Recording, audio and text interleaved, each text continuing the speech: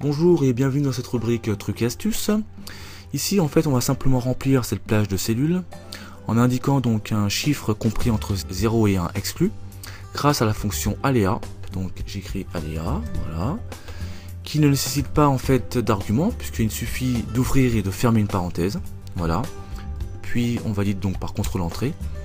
Et donc de manière aléatoire, Excel attribue donc pour chaque cellule un chiffre compris entre 0 et 1 exclu.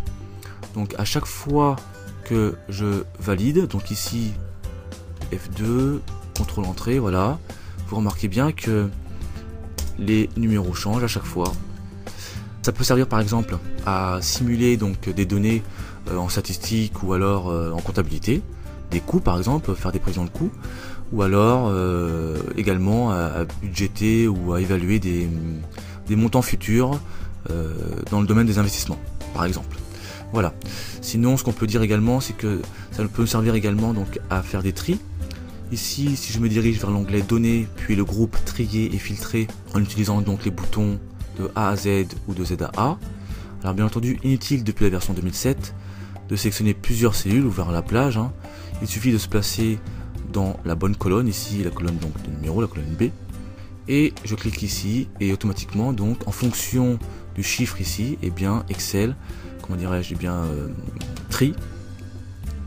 Donc ça dépend ce que l'on fait. Ici par exemple du plus petit au plus grand, et bien triera donc ces colonnes du plus petit au plus grand, mais avec ces montants là et pas ceux qui vont suivre. Donc par exemple ici nous allons voir, alors ici nous avons 94,41. Donc a priori ce serait le commercial A qui serait donc tout en bas, puis le B. Donc A et B seraient donc les plus grands. Donc on va voir ça tout de suite. C'est bien ça, on a bien d'abord le A puis le B. Donc si je recommence ici, d'abord je vérifie quel serait le plus grand, quel sera le plus grand. Donc ce sera 66 a priori, puis 65. Donc tout en bas on verrait E et D.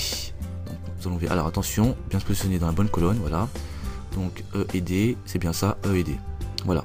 Donc ça peut aider effectivement pour faire des tris de manière croissant ou décroissant. Voilà, à très bientôt dans cette rubrique trucs et astuces.